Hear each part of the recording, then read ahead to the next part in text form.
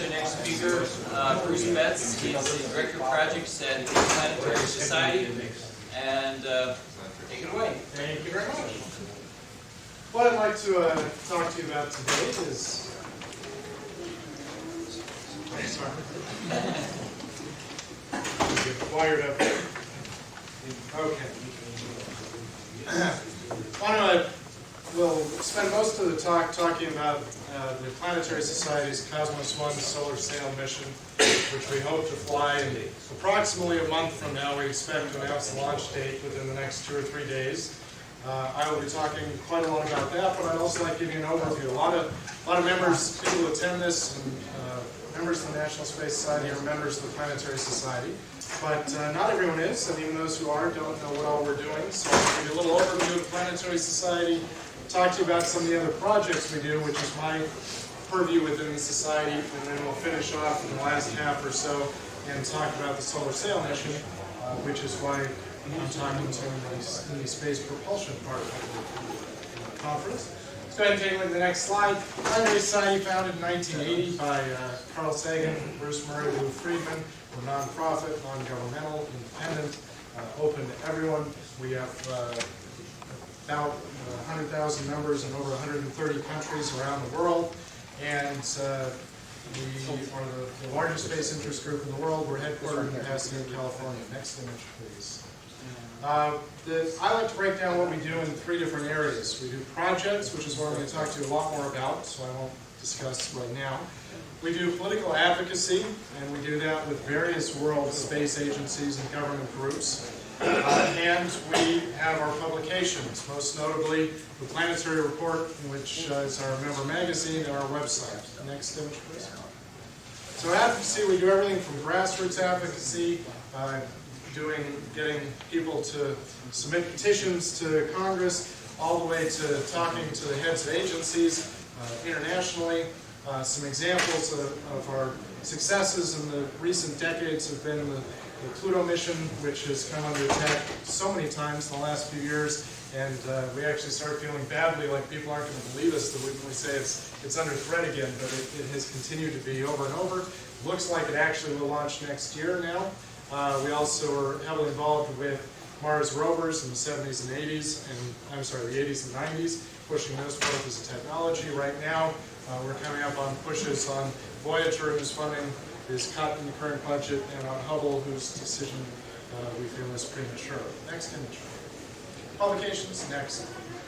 So this is the Planetary Report. Those of you who are members get this regularly. What's interesting and unique about the Planetary Report is that most of the articles that we present in it are done by the people who are actually doing the science or the exploration, project managers, project scientists, things like that. We also have our website, planetary.org, where we have news coverage. Also, any of the projects I talked about today, if you have more questions, go to our website. We have more information there, planetary.org. Next image, please. This is the teaser for Cosmos 1. Cosmos 1, first solar sail, launched from a former Soviet, now Russian nuclear submarine. It is a Russian-built spacecraft. It is privately funded entirely. It is new technology. We'll come back to it in just a few minutes. Next image, please.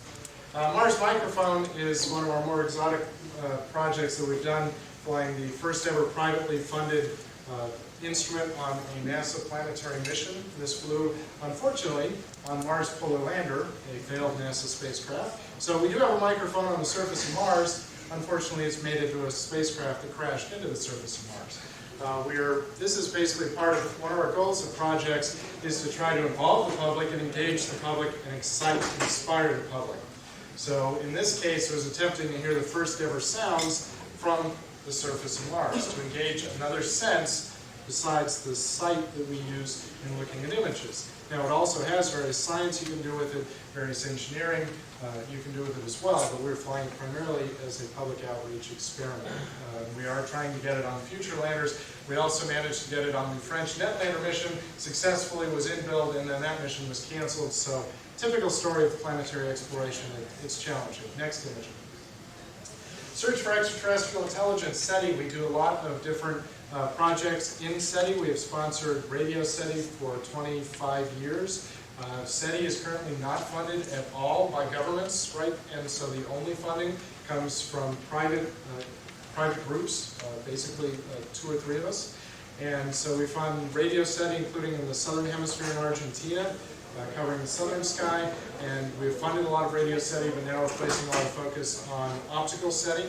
And later this year should have completed the first dedicated optical SETI telescope, a 71-inch telescope in Harvard, Massachusetts, with Harvard University.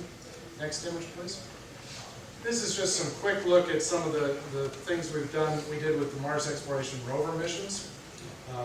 Walking anyone there? We've run various naming contests going back to the Magellan mission, where we invite the public to submit names, we sift through them, and typically NASA or whoever is running it makes the final decision. Magellan, Sojourner Truth on Rover was named from our naming contests and asteroids. Most recently, Spirit and Opportunity came from a contest we ran, and that last picture showed the winner, who was a 9-year-old who was an orphan from Siberia with an amazing story and also a good entries. So that we ran with the Lego company. This is, of course, one of the Mars Exploration Rover landers. And in this case, I point you to this little white circle right here. Next image. We'll take a look at that up close and personal. There it is. A bit fuzzy, but quite real from Mars, and here's our buddy Biff Starling, Astrobot on Mars. The first ever Astrobot on Mars.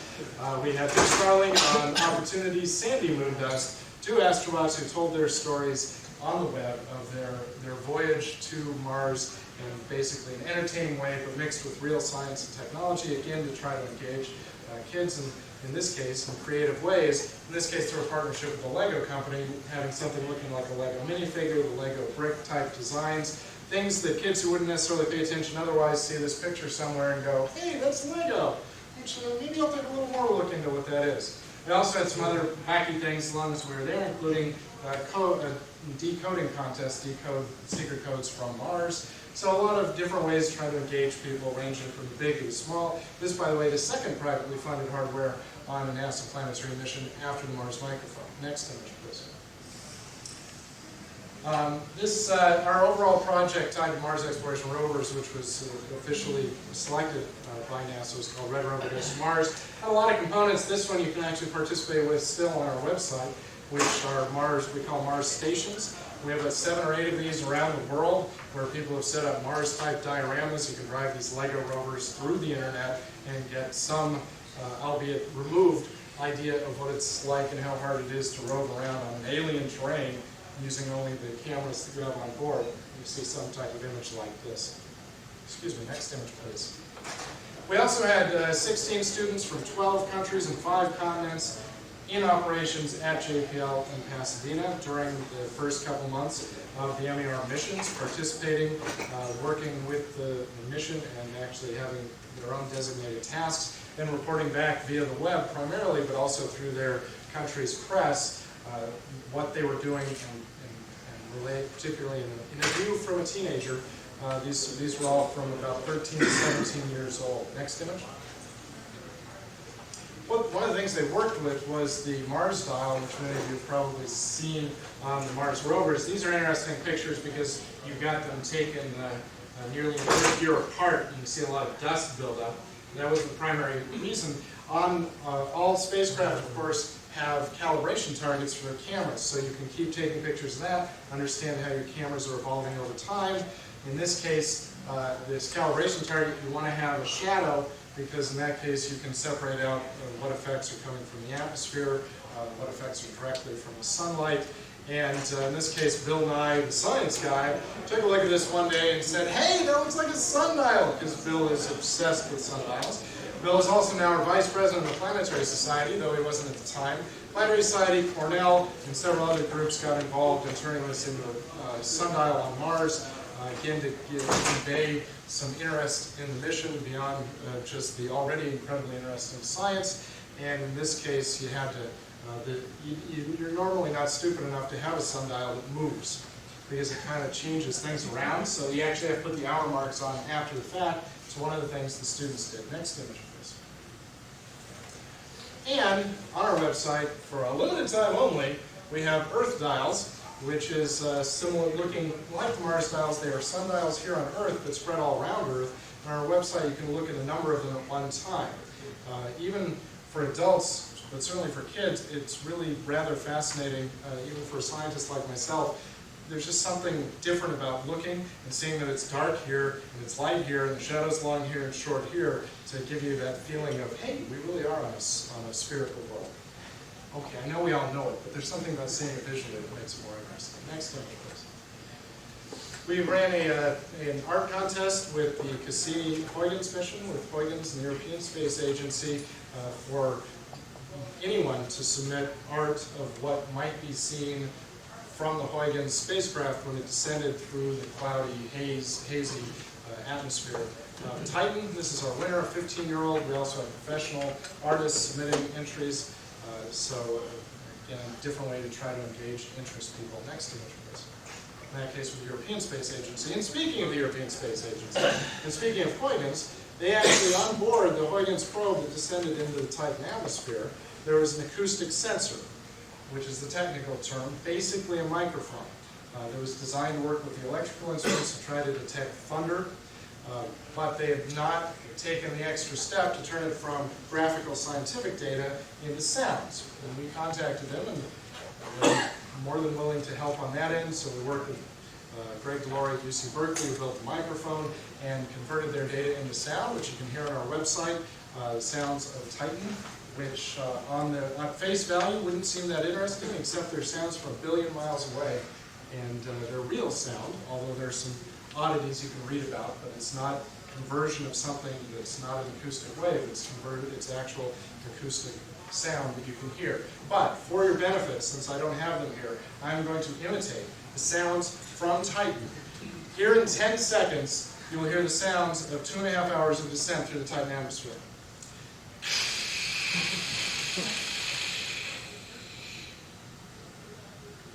Notice how it gets much quieter at the tail end after landing. So you have a lot of wind noise, and then it becomes quiet. For the real sounds, go to our website as well as snippets that are compressed, like that highly accurate representation I just did. Next image, please. This is a side note, but another one of the things we get into. I taught a class at Cal State Dominguez Hills on planetary science, which isn't that interesting. What's more interesting about it is it went out over the internet, both live and now is archived, so that anyone can access this class over time. So go to planetary.org/Bet's class and you can find links to that. Next image. We have a lot of other society projects, despite the fact that I'm clipping through these. I can't possibly get to them all, but at least mention some of the other areas we're working in. Extrasolar planets, both in funding some work on an Earth telescope to use the transit technique, and now working with Jeff Marcy's group at UC Berkeley, funding the creation of an exoplanet catalog, but also analysis of a lot of new data they have about already discovered planets, where they've collected and accrued a lot of data that will revise what the parameters are of the mass and distance once they're able to analyze it. We also have near-Earth object grants, where we fund primarily amateurs for follow-up observations of near-Earth objects. We're also promoting an exploration strategy for Mars called Mars Outposts. And if there's a step at the moon, starting with what we call a lunar way station, where you basically in place robotic infrastructure that you then follow on with humans, and you pick landing sites early on and try to engage the public as well. And then our exploration initiative is just trying to get involvement with more and more missions and on the outreach side. Next image, and also on the science side. Okay, what next? Well, I addressed that. I want to finish the solar sail. This is really what after solar sail. We've got a lot of things going on, lots of medium and small projects. We're also evaluating new, big, what we're calling venture projects, meaning that we really need venture capital. Remember, we received no government funding whatsoever. It was a choice that we made in order to preserve our independence on the advocacy side. And so all of our projects and everything else we do comes with member support and with either unique corporate collaborations like LEGO and like Cosmos Studios on the solar sail, or through other sponsorship. So these are the kind of things that would require those higher levels of sponsorship. One option is space-based SETI, because there are certain wavelength bands in the millimeter and sub-millimeter and far infrared that you basically do not penetrate through its atmosphere, and yet there are real good physical reasons why, if you were extraterrestrials trying to communicate, you might use these. Nanorover development, nanorovers that might hitch rides on other spacecraft, including to the moon or Mars. other instruments for spacecraft, and the possibility of a second solar sail that might do something like a station keeping orbit around a Lagrange point, possibly tied to space-based SETI or space weather monitoring. Next image, please. There is a contest you can participate in right now, and that is guess the crater diameter that the Deep Impact Impactor will create on July 3rd or 4th, depending on your time zone, in Comet Temple 1. So go to our website and learn more about the mission, about cratering, and participate in this contest. We also will have an event the evening of July 3rd in the Pasadena area, where we will be covering things live regarding this. While I'm thinking of events, also for those looking ahead, besides July 3rd, we also on November 12th will have an awards dinner, fundraising awards dinner, also in the Pasadena area, with all sorts of semi-famous people, and even some famous ones. Next image, please. All right, here's the biggest project the Planetary Society has ever taken on, and that is the solar sail. This is an artist's conception. Notice the shape of the solar sail. It has 8 independent blades. It launches with all of those folded up. They unfurl using the inflation system. On the side of each of these, there are tubes that inflate with gas. They inflate in 2 sets of 4. Each of these sails is 15 meters in this dimension, so about 30 meters across the spacecraft. So for solar sails, relatively small by the standards of pondering planetary solar sails. But no one's done this. There have been some deployments of solar sails in orbit, but no one has ever tried to fly a mission and actually measure that this concept works. What is the concept? The concept is that you can actually use the pressure of light, something that most people, especially outside the types of people who come to this meeting, are totally unaware that light's pushing on us right now. But that pressure is so small, and the effects of things like the atmosphere around us negate it so much that it's not noticeable. But if you get in the near vacuum of space, and you unfurl something like this, especially if it's reflective, basically these sails are 5-micron thick mylar, essentially, aluminized mylar. But it's not brand name mylar, it's the same stuff. And if you have something like that, this light pressure starts to become significant. It's still fairly small, even with large sails in terms of your acceleration, but it is constant. It is always there, and you don't have to take your own fuel. So what you allow is more mass for other things, or you can fly, in any case, you don't have to take much in the way of your own propellant. You're using the sun's energy, and you have a benefit like with ion propulsion technologies that you just keep having propulsion going constantly. So you start very slowly, you just keep building up speeds. So in many ways, solar sailing is one of the only, if not the only, current technology, or nearly current, hopefully in a month, that you could actually use to ponder going between the stars, that you could accelerate to speeds that you could ponder going to the stars, not only just with sunlight, but possibly using high-powered lasers, things like that would increase the propulsion. So, next image, please. Now, the Solar Sail mission, Cosmos 1, is a partnership with a lot of different groups. Planetary Society, of course, running it. Cosmos Studios, which is a science entertainment company that is run by Anne Druyan, the widow of Carl Sagan, is the primary sponsor. We also have several Russian agencies involved in the process. Next image, please.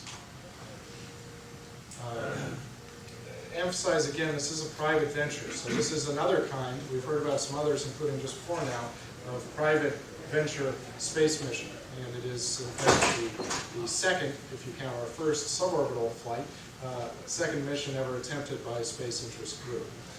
We also had a large donation from an individual, Peter Lewis, and then lots of contribution from our members. Next image, please. So, right now we're looking, again, pay attention to our website and elsewhere. We'll hopefully announce a launch date in the next 2 or 3 days. We've had various slippages because we've been trading. You can always trade your schedule and your risk and your money. You can mess around with a couple of those, or with one of those. We've been sliding the schedule in order to keep the risk down. The nice thing is it's not a planetary mission. You can launch any time, so if things are uncertain, you delay. Right now, we're looking good for an end of June launch, and we don't expect delays on that, but we're getting the exact dates still. It does launch from the Barents Sea on a Russian nuclear submarine. and launches from beneath the ocean. It is about ready to ship from Moscow up to Severomorsk right in the next few days. Next image. So the goal is focused on Cosmos 1. It is to achieve the first solar sail flight. In other words, to be able to measure that the orbit has changed as a result of light pressure from the sun. If that is achieved, we consider it a success. Everything else is secondary. Pictures of the sail on Earth from orbit, technological data we've gained, duration of the flight, planning a nominal 1-month flight. So the real goal is, it's most analogous to a Wright brothers type first flight where you prove that yes, you can do it, and we hope by doing so to engage and inspire other agencies and groups to pursue this further. And in fact, as we've been moving along, there have been other groups and agencies that have gotten more and more into solar sail technology.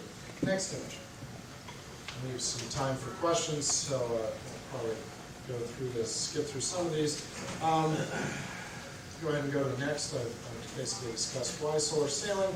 This is the principle of how it works. You can change your direction by changing the orientation of your sail relative to the sun.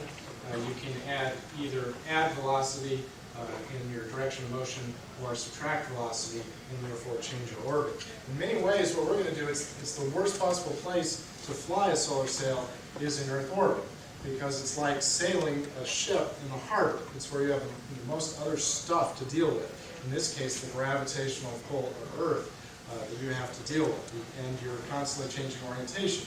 If you can make it out into deep space, then you can set your sail and just run with the wind, or in this case, light pressure, indefinitely. Next. The orbit's 800 kilometers. This is a lot of details. It is a near polar orbit, and we'll discuss the other part next. This is kind of what the spacecraft looks like. It is a relatively small spacecraft. It is only 100 kilograms once you get it into orbit. Next image. So it's just the mass budget, basically small. 100 kilograms again with a solar sail. You're trying to keep, especially a comparatively small solar sail, only this 30 meters across. You're trying to keep the mass way down. Next, so you can actually measure things. Reasonable time frame. Real spacecraft pictures of the spacecraft before putting on the sails. Next image. And here's rolling up some of the sails. You can see these inflation tubes on the side there. Some tests. Next image. And this is an exhibit that was at Rockefeller Center in New York during the Centennial Flight, where you can get some better idea, although I keep saying it's a small solar sail compared to the spacecraft we're used to for certainly planetary voyages, and compared to the scale of a human, it's not small. Next. Coming to a sky near you is Solar Sail Watch. We will have information on our website for you to try to observe the solar sail spacecraft. A lot of you have probably tried to go out and observe satellites. If you haven't, I encourage it. It's a fun game. In this case, if you're in the right place at the right time to get a lot of reflection from that sail, this could be incredibly bright, meaning optimized, which isn't going to happen for too many people. You can get this as bright as the full moon, but concentrated in one spot. We're talking about something like -11 magnitude. And so it is interesting. It does happen to be a really bad time to launch right at the solstice. For Northern Hemisphere observers, you'll have fewer opportunities to see it. But if you fly to Sydney, you can see this thing constantly. Anyway, next image. So, more information on ISDC.org, and I think, if I'm correct, we have about 5 minutes for questions. Excellent. Anybody over here have a question? If you have a question, please. Now, you're saying that a person might actually be able to see the sail with an actual telescope. I mean, how far are we actually looking from the Earth in order to be able to see them? You should be able to see it with your naked eye. And it's 800 kilometers altitude orbit. So the closest it'll be is 800 kilometers. Typically it would be farther, but not more than a factor of 2 or so farther. Yes, sir. If this is successful, you consider a follow-on project of a second solar sail, and this one would be on a larger rocket so that you could send it beyond Earth orbit and just try to have it keep going, as long as you can control it. We are consider a second flight, and we would want it to go beyond Earth orbit. Exactly what the mission would be is not clear, whether you try to do that. Another option, that's one option. Another option is to try, as I mentioned, a station-keeping orbit around Lagrange point, where you can use the solar wind to keep you, the energy to keep in the halo orbit around the Lagrange point. Theoretically, you guys could sell yourselves as being the first interplanetary voyage. You could have this thing and, Interplanetary or stellar? well, interstellar, rather. Yeah, I mean, it does get tough. I don't want to misrepresent it. The challenge is eventually you get far enough from the sun where you're not getting a whole lot of acceleration. But yes, you could. Yes, we could. But that's probably even farther down the road to achieve something like that over the velocity. Because then you really need big sails. Where this is the first, where you're talking a half kilometer across, not 60 meters. What about advertising on the spacecraft itself? Advertising. On the spacecraft, like Eat at Joe's or something? Well, the advantage of being not a government agency is that's quite possible. You mean in terms of something printed on the side of the screen? Exactly, for funding purposes, of course. Yeah, that's quite doable. That would be something we would consider and are open to. So we are flexible. Now, if it's Eat at Joe's, it's fine. There are certain things that wouldn't quite meet with the approval of our board of directors, but yeah. You're next. Yes. Me, right? Yeah, you're next. The, I saw that you listed your prime motives and said it was number one from how you listed it. Oh, for our future large projects? Yeah. It was a random ordering. Okay. Would the Planetary Society like to see more direct implementation of SETI by NASA itself, or is it still going to lean on the SETI Institute? Do you agree with that kind of logic, or do you think that NASA should participate more? No, we think NASA should participate in SETI, but at the moment, they're not. And you can argue to find points of the law of whether it's even banned for them to do so, but the bottom line is they aren't. And we have advocated for that, but it's been a long time since they funded any SETI. It's 15 years or so now. So right now, Planetary Society and the SETI Institute are the two primary funders of SETI research right now. But yeah, we would welcome agencies funding. You're next. I guess you said that you considered this mission a success if you had any departure from the orbit into which this was projected. But how much acceleration in the neighborhood of Earth would you expect to get from something to this scale? The accelerations you're talking about are very, very small. Actually, on the slide we blew past, but they're measured in hundredths of a millimeter per second. But they add up. So you're not making giant changes, so that on the order of a couple weeks, we think you will have measurable changes in the orbit that you can distinguish from other things. So that's the goal. So it's not going to make a huge change, just looking for a measurable change at this point. Okay, Tom? Are the panels controllable, or Yes. do they just stay, okay? Now, excellent question. They are all independently rotated. And so the two prime configurations that will be used are just where you feather the whole thing towards the sun, so you're not catching anything with the sail blades, and then turning it directly towards the sunlight. By alternating that in a simple pattern in your orbit, you can introduce the change. That's probably mostly what it will do, but they're actually all independently rotated. Two last questions. You and you in the back. First you. Are there any plans for demonstrating laser propulsion of the solar sail? Not for demonstrating laser propulsion. If the solar sail mission, if all other objectives are achieved, there are plans there are plans to test microwave propulsion, to illuminate it with a microwave beam and see it with propulsion. In order to increase your repulsiveness of the sails, I've heard that it may be possible to paint a thin film on the sails so that the film effectively becomes your mass ejector. Becomes your what? It becomes an exhaust. Was that something of future studies?